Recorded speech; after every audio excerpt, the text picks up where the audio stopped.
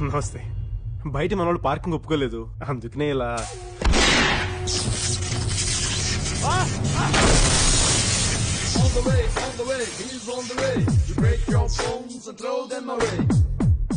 నేను మార్గదర్శిలో చేరాను. మొన్న మధ్యన ఒక గన్ కొనుక్కున్నాను. ఎవడ్రాడు? దామోదర్ రెడ్డి. ఎక్కడుంటాడు?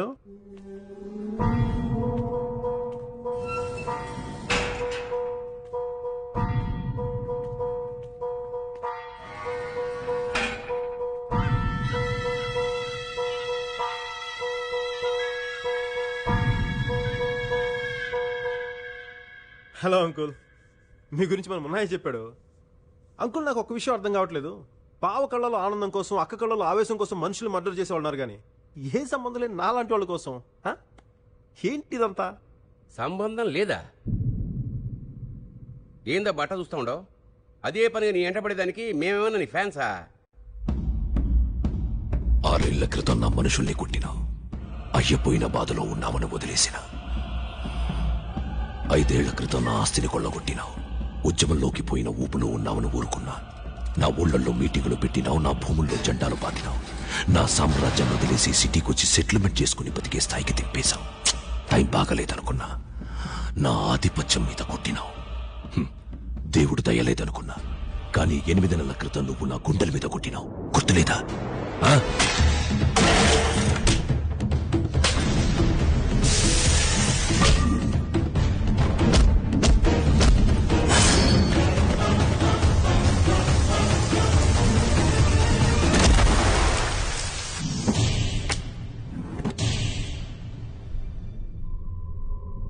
వాడెవడో తెలుసా?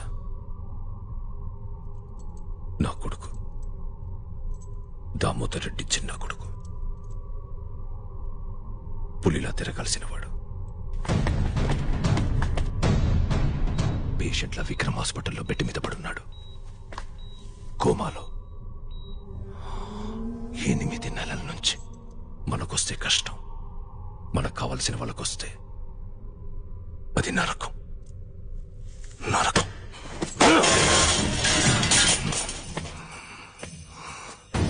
అది చెప్పడానికి ఇవన్నీ. స్నేహితుల్ని కిడ్నాప్ చేసే రౌడీలు, పిచ్చెక్కినట్టు పరిగెత్తించే కార్లు, కళ్ల ముందు పేలే బాంబులు, ఇవన్నీ ఎలకని చంపడానికి ఎరవేసే ఉల్లిపాయ లాంటివి. ఇవన్నీ ఎందుకు చేశానో తెలుసా? నువ్వు చావుకి భయపడకూడదు, బతకడానికి భయపడాలి. భయం అదెలా ఉంటుందో నాకు తెలియదు, కానీ అవతల వాళ్ల కళ్లల్లో దాన్ని చూస్తుంటే నాకు బాగుంటుంది. ముఖ్యంగా నీ కళ్లల్లో చూస్తే ఇంకా బాగుంటుంది.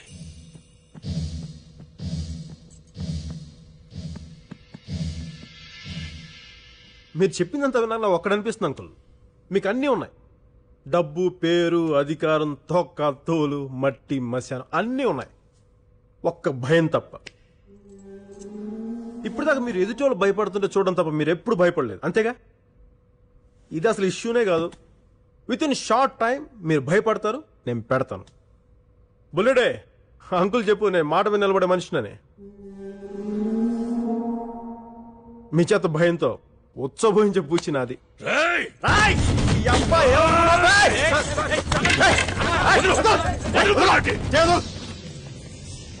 దూరం గారు నీ. హరే కృష్ణ కృష్ణ కృష్ణ హరే హరే. బూతులు మాట్లాడడం మానేసాక ఎందుకు స్వామి నాకు ఇలాంటి సంజయ్, కూల్ కూల్. అంకుల్, మన ఇద్దరి మధ్య గొడవ ఎందుకు అంకుల్? మన ఇద్దరం కలిసి ఒక టీమ్గా పనిచేద్దాం ఏంటి? చెప్పానుగా, నీ పని అయిపోయినట్టే. ఖచ్చితంగా ఇస్తాను. గ్రాముల్లో, కిలోలో కాదు, టన్నుల లెక్కనిస్తాను. భయం భయం భయం.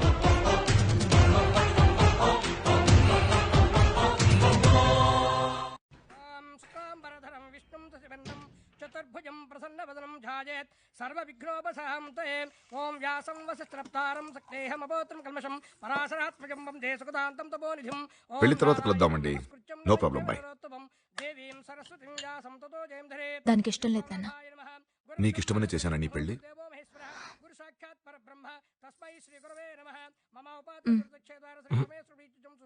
దాని మోహన్ చూసావా ఎలా ఉందో, ఏడుపు మోసుకొని. మీ నాన్నకి చెప్పొచ్చు కదా ఇష్టం లేదని.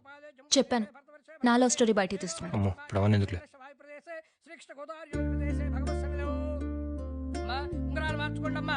సర్వమంగళ మాంగళ్యే శివే సర్వార్థ సాధకే శరణ్యే త్ర్యంబకే దేవి గౌరీ నారాయణ నమోస్తుతే శరణాగత వీరాత్మరాయణి సర్వశార్థహరే దేవి నారాయణీ నమోస్తుతే కన్యాకుమారాయ ధీమహి. నిశ్చార్థం అయిపోయిందా? ఏంది బుల్రెడ్డి, మనం స్లో అయినామా గడియారం స్లో అయిందా? వాళ్ళే కొంచెం తొందరపడినారు, అయినా పర్లే. చూడు సామె, ఉంగరం వాడికిచ్చి అమ్మాయిని రెడ్డి పెద్ద కొడుకిచ్చి.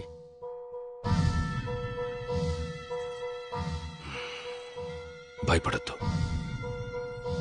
వాడు నా రెండో కొడుకుల రౌడీ కాదు. నీ కూతుర్ని బాగా చూసుకుంటాడు. కట్నం కూడా అక్కర్లేదు. నేను రౌడీలు గుండాల పేర్లు చార్జ్షీట్లు రాయడానికి వాడతాను, శుభలేఖలు రాయడానికి కాదు. నాకు 1000 కోట్ల ఆస్తుందబ్బా. 100 కేసులు కూడా ఉన్నాయిగా, అవన్నీ మాకెందుకండి? మీరు వెళ్తే నాకు బోల్ట్ పనులున్నాయి. నిశ్చితార్థానికి ముందే నిజం చెప్పాం మనం. ముందే చెప్తే ఏమవుద్దో చూసినావా? అందుకే ఉంగరం దొరికి నాకు వచ్చినాడు మీ నాయన.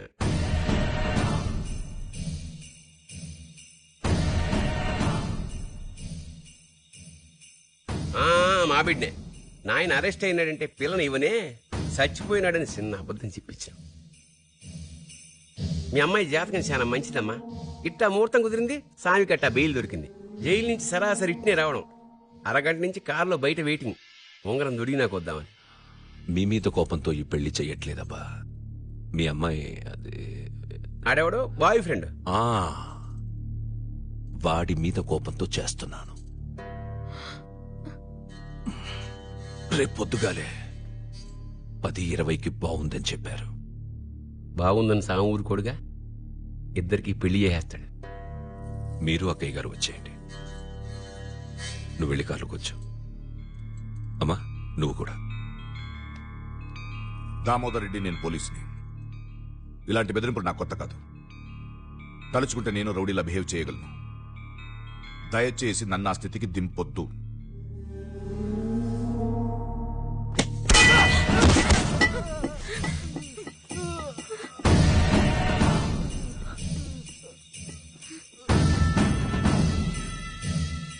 నేను దిగడం మొదలెడితే ఇది బిగినింగ్. ఎండింగ్ ఇంకెంత వరస్ట్గా ఉంటుందో నువ్వే ఆలోచించుకో. నువ్వు వెళ్ళమ్మా, వెళ్ళు. చూడబ్బా, ఆడపిల్ల తండ్రిగా వస్తే సాము పక్కన మండపంలో ఉంటావు, మర్యాదగా ఉంటది. లేదా పెళ్లికి హోమ్ మినిస్టర్ వస్తాడు, గేట్ కాడ సెక్యూరిటీగా పడి ఉంటావు. పెళ్లి జరిగేదైతే ఖాయం. అమ్మా నువ్వైనా చెప్పు నీ పెనిమిటికి.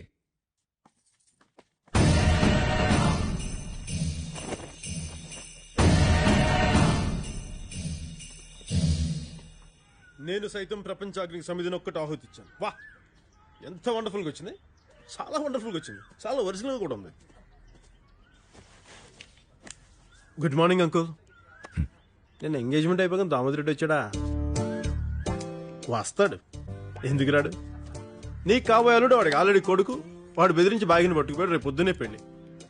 I right? బాగిన తన ఇంట్లో పెట్టుకున్నాడ్రా. గుండాలు గన్నులు కత్తులతో చుట్టూ తిరుగుతున్నారు. గోండాలు కత్తులు, ఓ 40-50 కుక్కలు కూడా ఉన్నాయి. కుక్కలా? ఆ, అబ్బా కుక్కలు అయితే మన వల్ల కాదు అంకుల్. ఏదో రౌడీ గుండాలు అయితే మేనేజ్ చేయొచ్చు, కానీ కుక్కలకి మనకి లాంగ్వేజ్ ప్రాబ్లమా? పోయి పారిపోదంటే వాడికి 4, మనకి 2 కాళ్ళు. గబుక్కుని దొరికిపోయి పిక్క కుక్క పట్టుకున్నాయి అనుకోండి, నాకు అసలే పిక్కలేదు. హత్య గబుక్కుని ఇక్కడ పట్టుకుంటే కుక్క చావేగా. కుక్క చావంటే మన కుక్కను చంపడం కాదు, కుక్క చేతిలో మనం చావడం. దాన్నే కుక్క చావు అంటారు. ఏదోలేండి, నా బాధలో నేను పడి బాగి బిల్డ్ ఆప్ చేస్తాను, ప్రాబ్లం లేదు. అంకుల్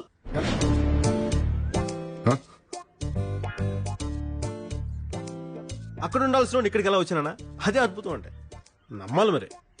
నమ్మితే హ్యాపీగా ఉంటుంది అంకుల్.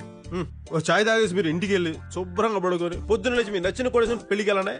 ఆ తర్వాత ఏం జరుగు నేను చెప్పను అంకుల్, నాకు చాలా సిగ్గు. వెండి తెరపై చూడండి. వస్తాను అంకుల్.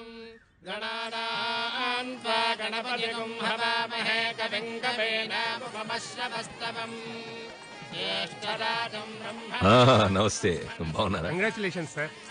భోంచేసి వెళ్ళండి. తప్పకుండా. పక్కకి జరుగు. నమస్తే. ఏంది డ్రెస్? ఏంది బుల్రెడ్డి చెప్పలేదా? ఏంది చెప్పేది? పెళ్లి కూతురు ఎట్టా ఉండదు, పీటల మీద కూర్చునేదానిలాగా ఉండదా, సినిమాలకు పోయేదానిలాగా ఉన్నది. ఏయ్ పని చెత్తకరారా.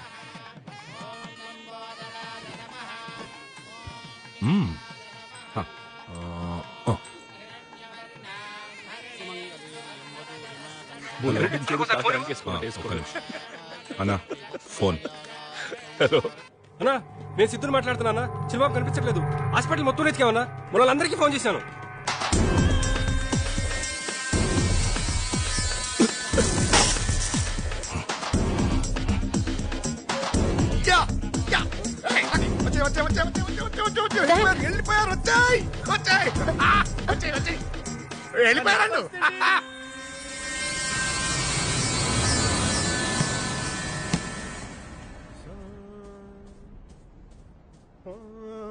సార్ నేను కూడా కుంఫు నేర్చుకుంటాను సార్. కుంఫు నేర్చుకుంటాను నువ్వు కూడా? సార్ సర్టన్లీ నేర్చుకో. ఈ రోజు జాయిన్ అయిపోతాను సార్. ఈ రోజు జాయిన్ అయిపోతా సార్. చూడు నీళ్ళు చాలా హుషారు ఉంది. చూడు కుంఫు నేర్చుకోబోయే ముందు వార్మప్ చేయాలి. వార్మప్ చేయడం అంటే తెలుసా? తెలీదు సార్. ఇలా బాడీని బాగా లూజ్ చేసుకో. బాడీని బాగా లూజ్ చేసుకుంటే మనం అని ఫైటింగ్ చేయబోయే ముందు ఇంకొకసారి వార్మప్ చేసుకొని సార్ సార్ ఓకే ఏం భయపడకు. నీలాంటి కొత్త కుర్రోళ్ళకి కుంఫు నేర్పించడానికి ఇలాంటి బ్యాచ్ ని పిలిపిస్తాను సార్. ఈ బ్యాచ్ తో మనం ప్రాక్టికల్ గా నీకు నేర్పిస్తాను. దాన్ని చూసి నువ్వు బాగా నేర్చుకో. అలాగే సార్. ఇది చిన్న ట్రయల్ పార్ట్ లాంటిది. This is all American style box. I am going to shout it.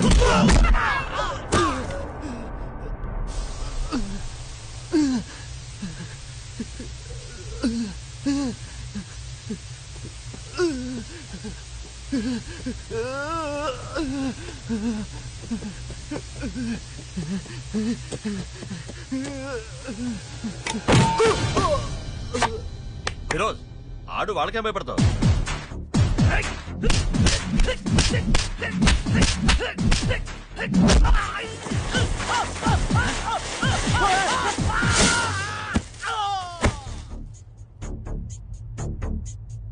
Let's go.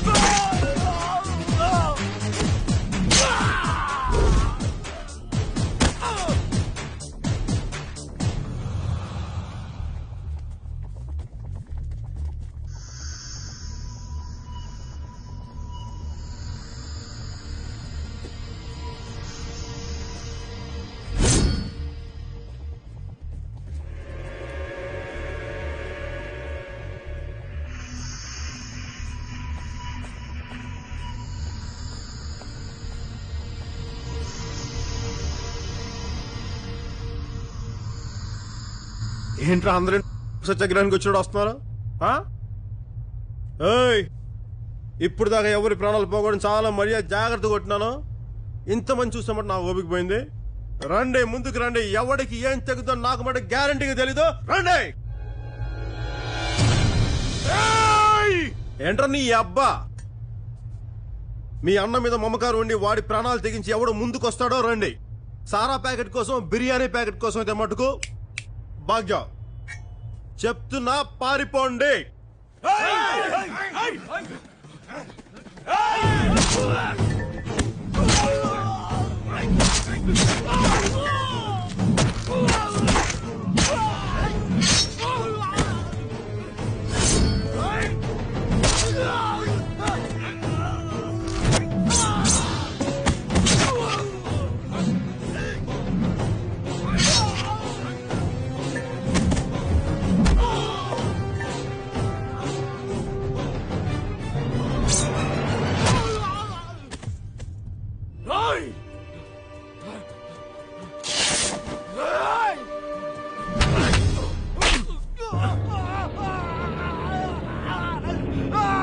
ఏయ్, కండలు పెంచాల్సిన బాడీ ఒకదాని కాదురా, ఏళ్లకు కూడా పెంచడం నేర్చుకోరమ్మా ఐకేలా.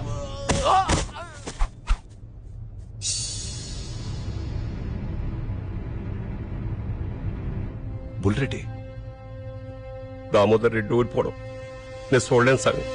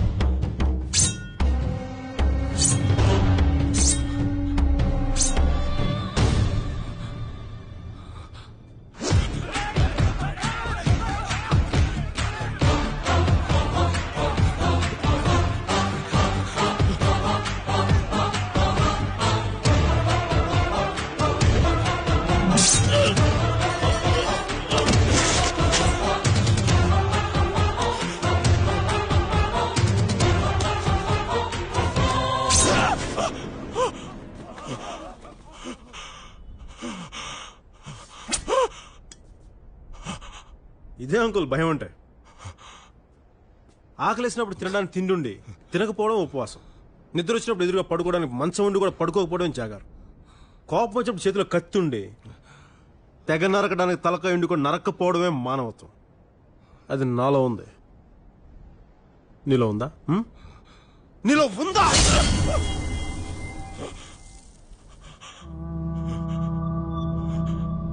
అంకుల్ నీకొక టాప్ సీక్రెట్ చెప్పమంటావా? ఈ పెళ్లి అయిపోయింది ఎవరో తెలుసా? నువ్వే. ఎలా?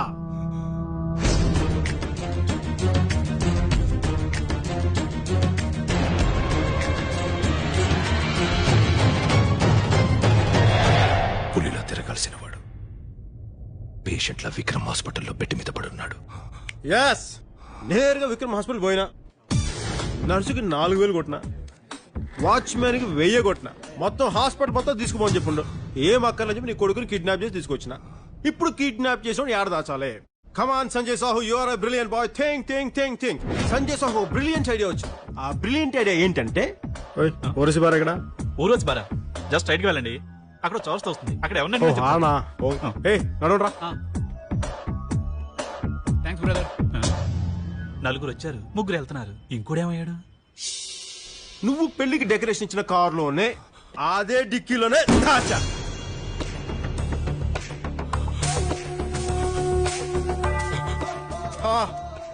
చూసావా అంకుల్ సంజయ్ సాహు హ్యూమానిటీ? వీడికి ఆక్సిజన్ గ్లూకోజ్ మిస్ అవ్వకుండా జాగ్రత్తగా పెట్టాం. వీడు ఎన్ని తప్పుడు పనులు చేసినా. అయినా నీకు అసలు బుద్ధి ఉందా? నన్ను పట్టుకోవడానికి 8 నెలలు దబ్బించుకున్నావు కదా, దాని బదులు 8 ఏళ్ల వయసులో వీడి గురించి పట్టించుకుంటే ఈ పాటి వాడు అబ్దుల్ కలాం అంత గొప్పగా ఉండేవాడు. సంజయ్ సాహు నువ్వు మరీ పర్సనల్గా తీసుకోకరా. అంకుల్ నువ్వు మాలా చదవు, ఇంటర్వ్యూలకు వెళ్ళవు, ఉద్యోగాలు చెయ్యవు, ట్యాక్సులు కట్టవు, అయినా నేను సుఖంగానే కదా ఉండమంటా.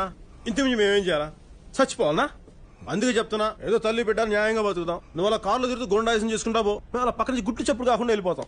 అంతేకాకుండా ఎక్కడ పడితే అక్కడ కారాపు దిగితే ఇదిగో ఇలాగే చండాలంగా ఉంటుంది. అసలు ఈ మధ్యన కుర్రోళ్ళు చాలా డేంజరస్గా ఉన్నారు అంకుల్. కెలికితే క్యామిడీకి చంపేసేలా ఉన్నారు. ఇంత చెప్పినా కూడా నువ్వు కన్విన్స్ అవ్వకపోతే రేపొద్దు ఇంకో ఫ్రెష్ బ్యాచ్ వేసుకొని తీసుకురా. కానీ ఇలా పారిపోయిన మటుకు కాదు.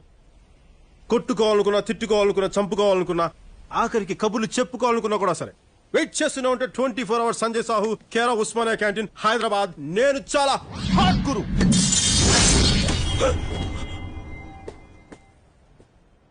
ఆల్కోట్ తెలి దిగిపోయిందండి అంకుల్. అధ్యక్ష, దీన్ని బట్టి మనం అర్థం చేసుకోవాల్సింది ఏంటంటే అధ్యక్ష, నాలాంటి పుల్ల కాలాలు కూడా కొడితే కత్తిల రోడ్లు దిగిపోయిందంటే దీన్ని బట్టి మనం అర్థం చేసుకోవాల్సింది ఏంటంటే ప్రజల సొమ్ముని కాంట్రాక్టర్లు బాగా దోచుకు తినేస్తున్నారు. ఎట్లాగైనా మనం గట్టి చర్యతో ఆపాలి అధ్యక్ష. మీరు చర్యలు తీసుకుంటాను ఆశిస్తూ నేను సెలవు తీసుకున్నాను అధ్యక్ష. హౌ సార్ సార్ సార్ మళ్ళీ ఏంట్రా? అతను చంపకుండా ఎందుకు వదిలేశారు sir? Very smart question my boy. యుద్ధంలో గెలవడం అంటారా శత్రువుని చంపడం కాదు సార్, శత్రువుని ఓడించడం. సార్ ఏం చెప్పాను? ఓడించడం. ఓడించడం సార్. ఓడించడమే యుద్ధం యొక్క లక్ష్యం. Okay sir. చంపడం కాదు సార్.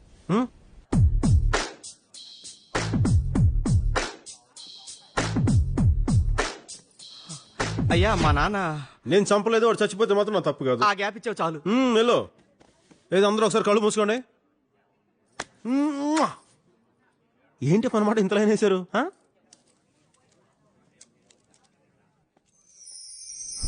ఆ తర్వాత ఎందుకో దామోదర్ రెడ్డి ఎవరితోనూ మాట్లాడలేదు. తన వాళ్ల ముందు ఓడిపోయాననే అవమానంతోనూ బుల్లిరెడ్డి చనిపోయాడనే బాధ వల్ల అతను మాట్లాడటం మానేశాడు. బాధాకరమైన విషయం ఏంటంటే తన కొడుకుని డిశ్చార్జ్ చేసిన రోజే అతన్ని హాస్పిటల్ అడ్మిట్ చేశారు. రోజు సాయంత్రం మాత్రం అదే పార్క్ తీసుకొచ్చి అతను కూర్చోబెట్టేవారు. అతను రోడ్డు మధ్యలో ఉన్న కత్తి పిడినే చూస్తూ ఉండేవాడు. భారతదేశంలో ఎన్నో విషయాలు పట్టించుకొని జనం ఆ పిడిని కూడా పట్టించుకోకుండా దాని పక్క నుంచే వెళ్ళిపోయేవాడు. అదేంటని చెప్పగలిగేది ఇద్దరే. ఒకడు కుంఫు నేర్చుకుంటానికి వచ్చిన కుర్రాడు, 2 దామోదర్ రెడ్డి. అతన్నెవరు అడగరు, ఇతనెవరికి చెప్పడు. 6 నెలల తర్వాత ఒక రోజు బాగి చెప్పిందని మందు వేసావా? ఓ పని చేయరా, బాగి డైలీ మందు వేసుకోవచ్చు. టెలిఫోన్ రింగ్ అవుతుంది చూడు, మీ ఆవిడేమో వెళ్ళి అంతేరా. నేను చూడు బేవార్స్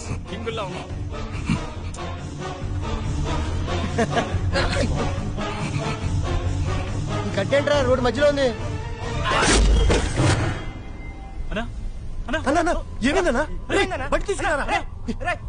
అలా ఒక పెద్ద ఫ్యాక్షన్ లీడర్ని సంజయ్ సాహు లాంటి మామూలు కుర్రాడు రక్తం చుక్క కూడా కింద పడకుండా చంపడానికి కారణమైన ఆ కత్తి ఆ రోడ్డు కింద మిగిలిపోయింది.